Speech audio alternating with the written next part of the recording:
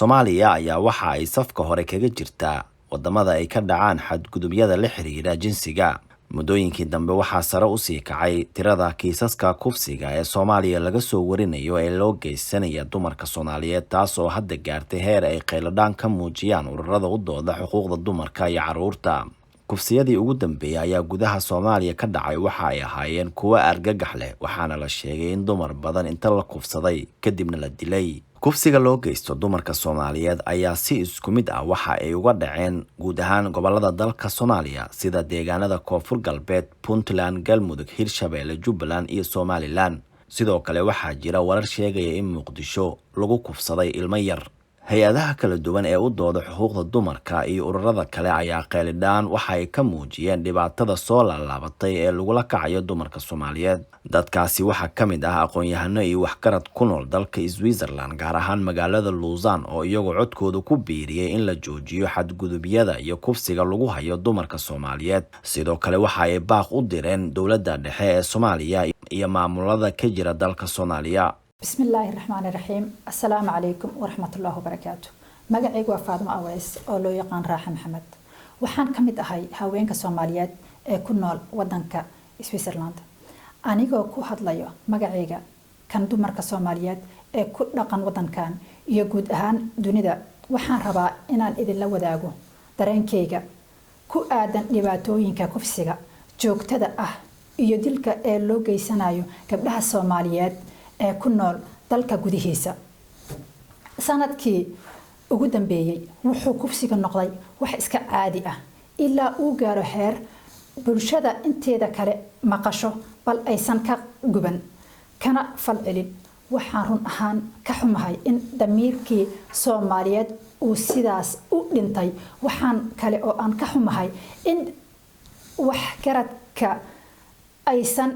ka damqanaynin. Waxaa dhacday in kuwa dambigaas foosha xun geysanaya ay odayaal ka daba tagaan oo ay ku raadiyaan damiin iyo inay xabsiga ka soo furtaan. Aaway islaamnimadii, aaway dhaqankii suubanaa.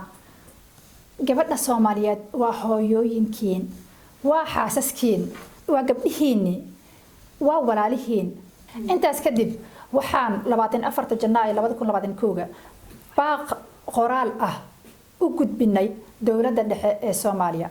sida xafiiska madaxweynaha, kan ra'iisul wasaaraha, kan wasaaradda cadaaladda iyo wasaaradda haweenka iyo arrimaha qoyska. Waxaan sidoo kale baaqaas ku sheegnay in ay culimada iyo waxgaradka ku baraarugaan qatartan socoto oo wax laga qabtaa. Sidoo kale baaqaas waxaan u diraynaa dhammaan ummadda Soomaaliyeed. Inkastoo uu dhaliilay qaabka aan looga falcelin dhibaatada loo geysto dumarka Soomaaliyeed, balse waxa uu soo dhaweeyay go'aankii uu baarlamaanka Soomaaliya ka qaatay hindisihii jinsiga ay soo gudbisay wasaaradda haweenka iyo arrimaha qoyska xukuumadda federaalka ee Soomaaliya. balse Siciid Qamaan Boos oo ka mid ah aqoon-yahanadii madasha ka hadlay ayaa qabay in falalka noocan ah loo baahan yahay in si wada jir ah meel loogu soo wada jeesto. waxaan jecelahay maanta horeyna uga hadalay laba qodob oo barbarankoodu uu taagan yahay xilligan Soomaaliya. qodobka koowaad walaal raaxa ka hadashay oo wuxuu ku saabsanaa dumarka iyo kufsiga iyo dhibta loo geysanayo gabdhaha Soomaaliyeed oo aad u soo batay ayna muuqato inuu jiro dabacsanaan sharciyeed iyo mid dadnimo oo ummadii Soomaaliyeed ku habsatay oo aan arintaasi laga dhiidiyeen waxba laga qabanayn. qodobka kalena waxa weeye sharci sanadkii la soo dhaafay dhamaadkiisii baarlamaanka Soomaaliya la horgeeyay nasiib wanaagsan baarlamaanku ay diideen oo ku saabsanaa jinsiga iyo waxaasi la xiriiray. waxaan rabnaa haddaanu nahay bulshada Soomaaliyeed oo ku nool wadankan Switzerland qayb kamid ah arintaasi baaq baanu ka gudbinay oo waxaanu baaq u dirnay dawladda Soomaaliya ee dhexe. sidoo kale baaqaasi waxaanu ku xusnay dawladaha federaalka ka ah xubnaha ka ah waxaanu ku xusnay odayaasha waxgaradka aqoon-yahanka in arintaasi labada arrimood ba xil la iska saaro haddii rag iyo dumarba aynan ilaalin dumarkeen oo aan ognahay qiimaha ay noo leeyihiin bulsho ahaan qiimaha ay noo leeyihiin waa hooyooyinkeen walaalaheen gabdhaheennii xaasaskeenii waliba intaasi ka badan markii dalkeenu burburay iyaga weeye kuwa qoyska badbaadiyay oo saldhiga u noqday dadka qiimaha ina ku leh oo nafteena qiimahaas ku leh oo wadankeena qiimaha ku leh inaan dayacnaay waa khalad saxna maaha waxaan rajaynaynaa in baaqaasi ummadda Soomaaliyeed la qaadato lagana dhiidiyo barashar iyo cadaadisna lagu saaro hay'adaha sharciga odayaasha waxaan leenahay ilaahay ka cabsada oo daaya dadkaas dambiilayaasha ha ka daba taginina hal la xukumo sharciga hal la mariyo nin gabar kufsaday faa'iido uu leeyahay ma jirto wuxuu soo wada ma leh sharciga islaamka la horgeeyo aakhiradiina ilaahay uga baqaanu leenahay qodobka labaad waxa weeye sharciga jinsiga oo la horkeenay baarlamaanka waxaa nasiib darro ah oo runtii nasiib darro weyn ah in sharcigaasi uu baarlamaanka soo maray golaha wasiirada xukuumadda Soomaaliya uu soo maray oo soo baasgareeyeen oo baarlamaanka u soo gudbiyeen sharci noocaas ah oo khalad iyo gaf ku ah waxaan leenahay marka anagu man muslimaan nahay waxa ugu weyn oo dawladda ka sugayna Soomaaliya tan dhexe iyo isteedabada maamul goboleedyada baan ka sugaynaa waxa weeye inay noo ilaaliyaan diintayada waxa ugu horeeya oo mas'uuliyad ka saaran tahay oo hadaan nahay shacabka Soomaaliyeed ka codsanayna waxa weeye inay noo ilaashaan diintayada inay noo ilaashaan dhaqankayaga suuban wax alla iyo wax sharciga ka hor imaanaya islaamka iyo dhaqankayaga dawladda waxaan rabnaa inaysan naloo hoosgelin naloona keenin nala ku xukumin ma garanaysaa sharcina naloo ka dhigin waxaan rabnaa inaan u mahadcelino baarlamaanka Soomaaliya intiisii arintaasi ka dhiididay ee tuuray oo guddoonku ka mid yahay waxaan leenahay aad baa ugu mahadsantihiin shaqo wanaagsan baad na gudateen bismillaahir rahmaanir rahiim assalaamu calaykum waraxmatullaahi wabarakaatuh waxaa maanta meeshaan keenay kufsiga ku soo batay dalkeena Soomaaliya gabdhaheena oo loo geysto xaq darrada sharcigana aan la marsiinin dadkii oo dhibaatooyinkaas geystay marka koowaad horta odayaasha Soomaaliyeed kama aysan soo bixin meeshii aan ka sugaynay odayaasha Soomaaliyeed waxaan u sheegayaa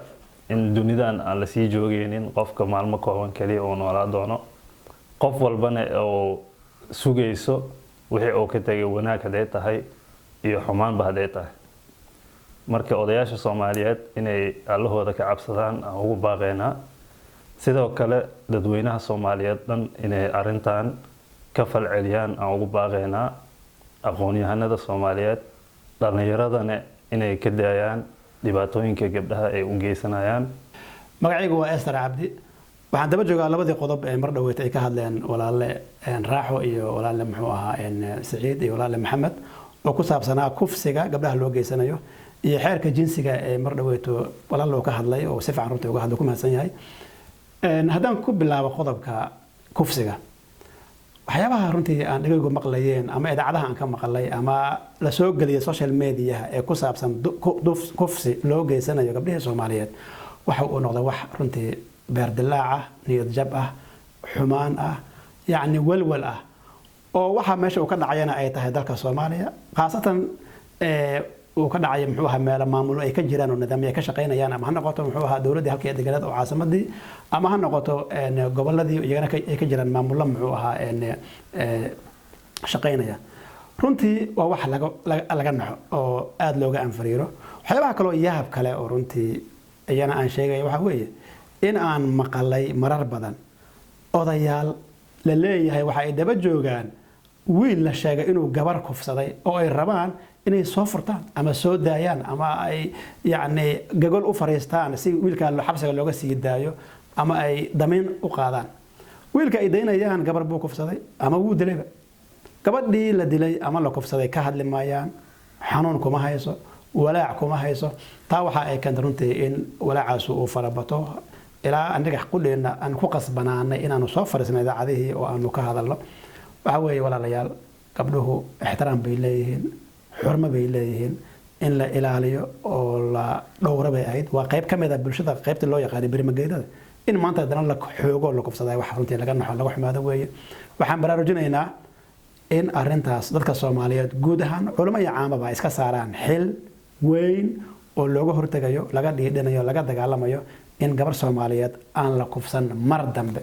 haddii ay dhacdana falkaas uu noqdo fal runtii si xun looga falceliyo oo la diido oo laga hor yimaado oo qofkii falkaas geystay la takooro oo la ciqaabo oo dambigiisii lagu qaado si loo waayo qof dambe oo ku dhiirada dambigaas mid la mid ah